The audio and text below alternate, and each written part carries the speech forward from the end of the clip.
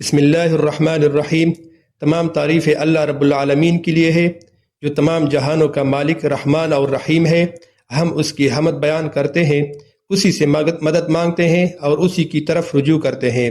درود و سلام ہو ہمارے نبی صلی اللہ علیہ وآلہ وسلم پر جو تمام انسانیت کے لیے رحمت بن کر تشریف لائے، اور درود و سلام ہو آپ کی آل اطہار، ازواج مطہرات اور تمام صحابہ کرام رضوان اللہ اجمعین پر جنہوں نے دین اسلام کی سربلندی کے لیے بے مثال قربانیاں پیش کی۔ السلام علیکم ورحمۃ اللہ وبرکاتہ۔ میں ہوں عرفان خان اور آپ دیکھ رہے ہیں داستان سرا آفیشل۔ یہاں ہم اسلامی تاریخ، ایمان افروز واقعات، عظیم شخصیات کی زندگی اور سبق آموز داستانیں مستند تاریخ روایات کی روشنی میں آپ تک پہنچاتے ہیں تاکہ ہم سب اپنے ماضی سے سبق سیکھ سکیں اور اپنی ایمان و کردار کو بہتر بنا سکے۔ اگر آپ پہلی بار ہمارے چینل پر آئے ہیں تو چینل کو ضرور فالو کریں تاکہ ایسی مستند اور معلوماتی اسلامی کہانیاں آپ تک مسلسل پہنچتی رہے۔ ذرا تصور کیجئے، صرف 17 برس کا ایک نوجوان، چہرے پر عزم، آنکھوں میں یقین اور دل میں اللہ پر کامل بھروسہ، اس کے سامنے ہزاروں تربیت یافتہ سپاہی کھڑے ہیں۔ دوسری طرف ایک ایسی سلطنت ہے جس کا نام سن کر بڑے بڑے جرنیل بھی سوچنے پر مجبور ہو جاتے ہیں۔ ہر شخص ایک ہی سوال پوچھ رہا تھا، کیا اتنی کم عمر کا لڑکا اتنی بڑی جنگ جیت سکتا ہے؟ لیکن کسی کو معلوم نہ تھا کہ یہی نوجوان آنے والے دنوں میں بر صغیر کی تاریخ کا رخ بدل دے گا۔ آخر وہ کون تھا؟ اسے کس نے چنا؟ اور آخر کیوں پوری اسلامی سلطنت کی امیدیں ایک نوجوان کے کندھوں پر رکھ دی گئی؟ آئیے آج ہم محمد بن قاسم کی حیرت انگیز داستان کا آغاز کرتے ہیں۔ تقریباً 1300 سال پہلے عرب کی سرزمین پر ایک ایسا بچہ پیدا ہوا جس کا نام محمد بن قاسم رکھا گیا۔ بچپن ہی سے وہ دوسرے بچوں سے مختلف تھا۔ جہاں دوسرے بچے کھیل کود میں مصروف رہتے، وہاں محمد گھڑ سواری، تیر اندازی اور تلوار چلانے کی مشق میں دلچسپی لیتا تھا۔ اس کے اساتذہ کہتے تھے کہ اس لڑکے میں غیر معمولی ذہانت و نظم و ضبط ہے۔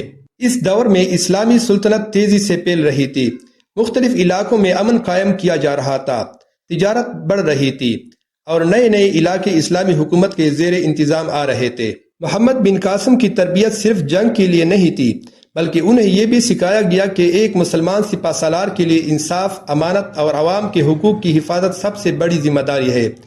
اسی زمانے میں عراق کا گورنر حجاج بن یوسف تھا۔ وہ سخت مزاج ضرور تھا، لیکن وہ ایسے لوگوں کو آگے لانا چاہتا تھا جو قابل اور بہادر ہوں۔ حجاج کی نظر بار بار ایک ہی نوجوان پر جا کر رکتی۔ کہا جاتا ہے کہ وہ ہر رپورٹ کو غور سے پڑھتا اور محمد کی صلاحیتوں سے متاثر ہوتا جاتا، مگر ابھی کسی کو اندازہ نہ تھا کہ جلد ہی ایک ایسا واقعہ پیش آنے والا ہے جو محمد بن قاسم کی زندگی ہمیشہ کے لیے بدل دے گا۔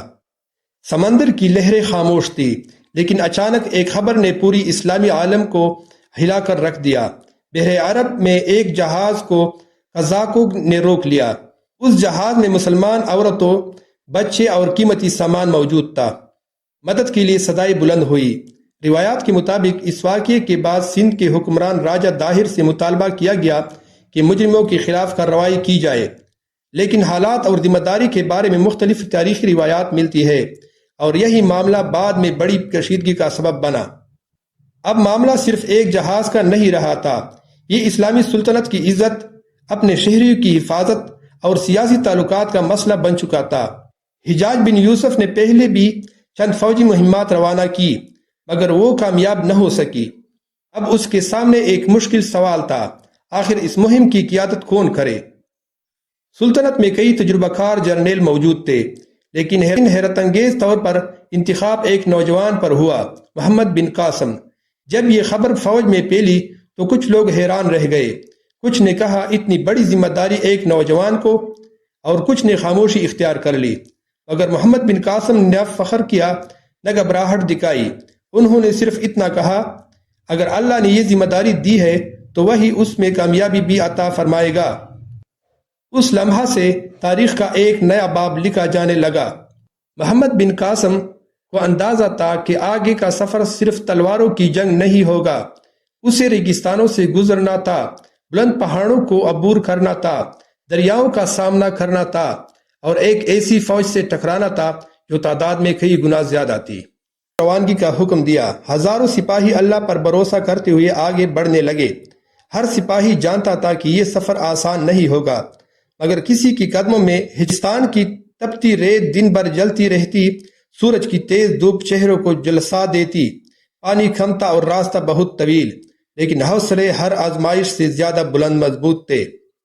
ہر چڑھاؤ پر محمد بن قاسم سپاہیوں سے ملتے، وہ ان کا حال پوچھتے اور ان کی ہمت بڑھاتے۔ وہ کہتے، ہم ظلم کے لیے نہیں نکلے، ہم انصاف اور امن کے لیے سفر کر رہے ہیں۔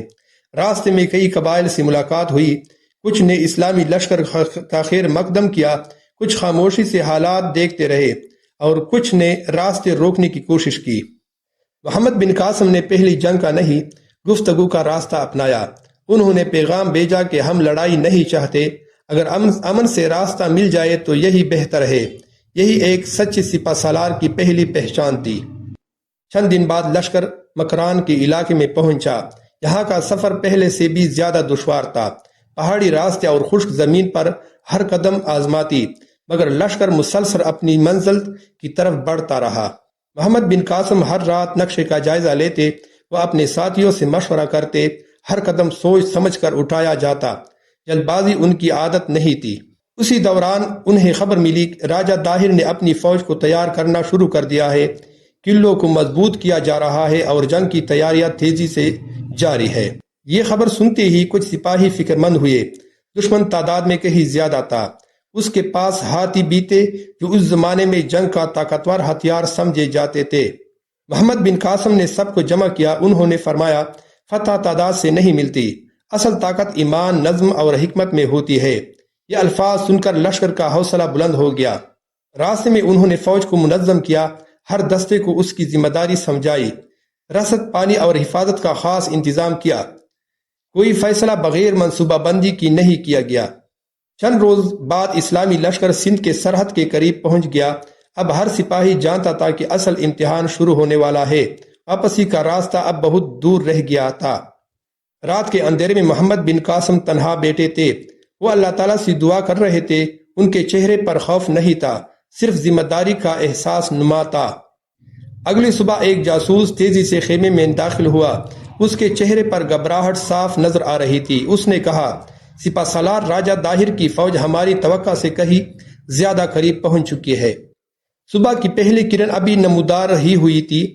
اسلامی لشکر اپنی منزل کے قریب پہنچ چکا تھا۔ سامنے سندھ کے مشہور بندرگاہ دیبل کا مضبوط قلعہ کھڑا تھا۔ یہی وہ مقام تھا جہاں پہلی بڑی آزمائش منتظر تھی۔ قلعے کی بلند فصیلیں دور سے نظر آ رہی تھی، ان پر مسلح سپاہی ہر لمحہ پہرا دے رہے تھے۔ اندر ہزاروں جنگجو دفاع کے لیے تیار تھے۔ ہر طرف جنگ کی فضا محسوس ہو رہی تھی۔ محمد بن قاسم نے جلد بازی سے گریز کیا۔ انہوں نے پہلے قلعے کا بغور جائزہ لیا، ہر راستے اور ہر کمزوری کو سمجھنے کی کوشش کی، کیونکہ عقل کے بغیر بہادری نقصان بن جاتی ہے۔ سپہ سالار نے اپنے کمانڈروں کو جمع کیا، ہر ایک کی رائے توجہ سے سنی، منصوبہ مشورے سے تیار کیا گیا۔ یہی کامیابی کی نشانی تھی۔ محمد بن قاسم کے لشکر کے ساتھ بڑی منجنیقیں بھی تھی۔ ان میں ایک مشہور منجنیق العروس بھی بیان کی جاتی ہے۔ ان کے ذریعے قلعے پر حملہ شروع کیا گیا۔ فصیلوں پر مسلسل دباؤ بڑھنے لگا۔ چند روز تک دونوں طرف سے سخت مقابلہ کیا جا رہا۔ تیر آسمان میں بارش کی طرح اڑتے تھے۔ ہر سپاہی اپنی پوری قوت سے لڑ رہا تھا، لیکن فیصلہ ابھی باقی تھا۔ اسی دوران محمد بن قاسم کو ایک اہم اطلاع ملی۔ قلعے کے اندر ایک بلند جھنڈا نصب تھا۔ کچھ تاریخی روایات کے مطابق اس جھنڈے کی دفاعی حوصلے کی علامت سمجھا جاتا تھا۔ محمد بن قاسم نے اسی مقام کو نشانہ بنانے کا حکم دیا۔ منجنیق سے یکے بعد دیگرے پتھر پھینکے گئے۔ آخر کار وہ بلند نشان گر گیا۔ قلعے کے اندر خوف اور بے چینی پھیل گئی۔ اسلامی لشکر نے موقع غنیمت جانا۔ دروازوں کی طرف پیش قدمی تیز کر دی گئی۔ شدید لڑائی کے بعد قلعہ فتح ہو گیا۔ یہ محمد بن قاسم کی پہلی بڑی کامیابی تھی۔ فتح کے بعد ایک اہم امتحان شروع ہوا۔ محمد بن قاسم نے سپاہیوں کو حکم دیا، عوام پر ظلم نہ کیا جائے اور بے گناہ کو نقصان نہ پہنچایا جائے۔ انہوں نے عبادت گاہوں اور عام لوگوں کے بارے میں نرمی اور نظم کا رویہ اختیار کیا۔ بہت سے مورخین لکھتے تھے کہ مقامی آبادی کے ساتھ معاہدے بھی کیے گئے۔ یہ فتح صرف ایک قلعے کی فتح نہیں تھی، یہ سندھ میں اسلامی لشکر کی مضبوط موجودگی کا آغاز تھا۔ اب راجہ داہر کو یقین ہو گیا تھا کہ مقابلے پہلے سے کہیں زیادہ سخت ہوگا۔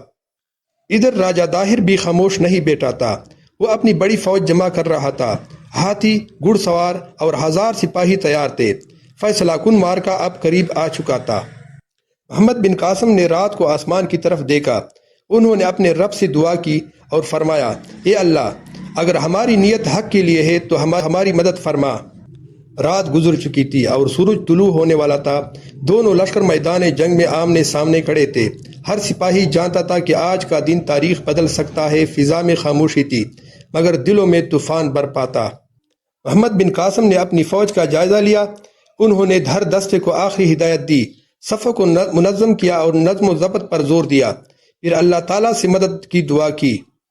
طاہر اپنی فوج کے درمیان موجود تھا۔ اس کے ساتھ بڑی تعداد میں سپاہی اور جنگی ہاتھی تھے۔ اسے اپنی طاقت اور تعداد پر پورا یقین تھا۔ وہ سمجھتا تھا کہ فتح اس کی قدم چومے گی۔ کچھ دیر بعد گھڑ سوار دستے آگے بڑھے۔ تلواریں ایک دوسرے سے ٹکرانے لگی۔ گرد و غبار نے میدان کو ڈانپ لیا۔ ہر طرف مارکے کی شدت بڑھتی جا رہی تھی۔ راجہ داہر نے اپنی جنگی ہاتھی بھی میدان میں اتار دیے۔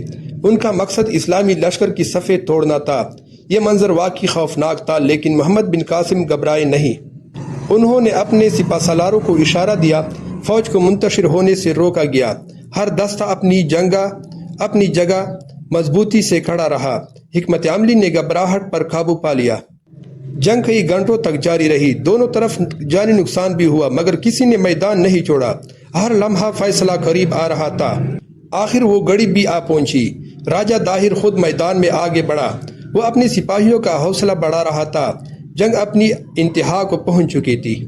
معروف تاریخی روایات کے مطابق اسی شدید معرکے میں راجہ داہر مارا گیا۔ اس کے بعد اس کی فوج کا نظم بکھر گیا اور میدان جنگ کا نقشہ بدلنے لگا۔ راجہ داہر کے گرنے کے بعد اس کی بہت سی سپاہی پیچھے ہٹ گئے۔ کچھ نے ہتھیار ڈال دیا اور کچھ میدان چھوڑ کر چلے گئے۔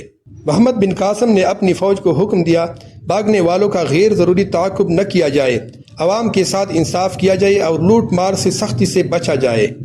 یہ صرف ایک جنگ کی فتح نہیں تھی بلکہ سندھ میں ایک نئے دور کا آغاز تھا۔ اب کئی شہر بغیر بڑی مزاحمت کے سامنے آنے لگے کیونکہ لوگوں نے نئے حالات کو قبول کرنا شروع کر دیا۔ فتح کے بعد محمد بن قاسم نے اعلان کیا، جو امن چاہے اس سے امن دیا جائے گا، جو معاہدہ کرے اس کا معاہدہ نبھایا جائے گا اور بے گناہ لوگوں کو نقصان نہیں پہنچایا جائے گا۔ مگر محمد بن قاسم کو معلوم نہیں تھا کہ اصل آزمائش ابھی باقی ہے۔ یہ آزمائش میدان جنگ میں نہیں بلکہ اقتدار کی سیاست میں ان کی منتظر تھی۔ راجہ داہر کی شکست کے بعد سندھ کے کئی علاقوں میں خاموشی چھا گئی۔ لوگ بے چینی سے آنے والے حالات دیکھ رہے تھے۔ ہر شخص جاننا چاہتا تھا کہ اب کیا ہوگا۔ محمد بن قاسم نے لشکر کو جمع کیا۔ انہوں نے پہلی ہدایت یہی دی، کسی بے گناہ انسان پر ظلم نہیں ہوگا اور کسی کا مال ناحق نہیں لیا جائے گا۔ یہ حکم سنتے ہی لوگ حیران رہ گئے کیونکہ فاتح فوجوں سے اکثر سختی کی توقع کی جاتی تھی، لیکن یہاں صورتحال مختلف نظر آ رہی تھی۔ عدل کو طاقت پر ترجیح دی جا رہی تھی۔ اس کے بعد لشکر نے اگلے شہروں کا رخ کیا۔ براہمن آبادی کی طرف پیش قدمی شروع ہوئی۔ یہ شہر اپنی مضبوطی دفاعی حیثیت کے لیے مشہور تھا، لیکن حالات پہلے جیسے نہیں رہے تھے۔ محمد بن قاسم نے پہلے پیغام بھیجا، اگر امن سے معاملہ ہو سکتا ہے تو جنگ نہ ہوگی۔ یہ اسلامی لشکر کا پہلا انتخاب تھا۔ جنگ آخری راستہ سمجھا جاتا تھا۔ بعض علاقوں نے مزاحمت کی اور بعض نے معاہدہ قبول کر لیا۔ جہاں جنگ ہوئی وہاں مقابلہ کیا گیا، جہاں امن ہوا وہاں معاہدہ نبھایا گیا۔ تاریخ اسلامی روایت کے مطابق براہمن آبادی بھی اسلامی لشکر کے زیر انتظام آ گیا۔ انتظامی معاملات نظم و ضبط کیے گئے اور مقامی لوگوں سے رابطہ قائم کیا گیا۔ بہت سے کسان اپنے کھیتوں میں واپس لوٹ آئے۔ بازار دوبارہ آباد ہونے لگے۔ تجارت کا پہیہ پھر چلنے لگا۔ لوگوں میں اعتماد پیدا ہونے لگا۔ اس کے بعد لشکر نے الور کا رخ کیا۔ یہ بھی ایک اہم مقام سمجھا جاتا تھا۔ کچھ مزاحمت کے بعد یہ علاقہ بھی اسلامی حکومت کے زیر انتظام آ گیا۔ محمد بن قاسم ہر شہر میں یہی اعلان کرتے، جو اپنے معاہدے پر قائم رہے گا اس کی جان، مال اور عزت محفوظ رہے گی۔ یہی ان کی حکمرانی کا اصول تھا۔ کچھ عرصے بعد لشکر ملتان کی طرف روانہ ہوا۔ یہ ایک خوشحال اور اہم تجارتی شہر تھا۔ اس کی حیثیت پورے خطے میں نمایاں تھی، اس لیے اس کی فتح بھی بہت اہم سمجھی جاتی تھی۔ ملتان کے قریب پہنچ کر محمد بن قاسم نے پہلے حالات کا جائزہ لیا۔ انہوں نے جلد بازی سے گریز کیا اور مکمل منصوبہ بندی شروع کر دی۔ انہیں معلوم تھا کہ یہ معرکہ آسان نہیں ہوگا، لیکن انہیں اپنے رب پر بھروسہ تھا اور اپنی فوج کے حوصلہ پر بھی۔ فیصلہ کن مرحلہ ایک بار پھر قریب تھا۔ اسی دوران ایک مقامی شخص خاموشی سے محمد بن قاسم کے خیمے میں آیا۔ اس نے ایسی خفیہ اطلاع دی جو ملتان کی فتح میں اہم کردار ادا کرنے والی تھی۔ ملتان فتح کر پائیں گے؟ ہمارے ساتھ جڑے رہے حصہ دوم کے لیے۔ اب اجازت چاہوں گا۔ اللہ حافظ۔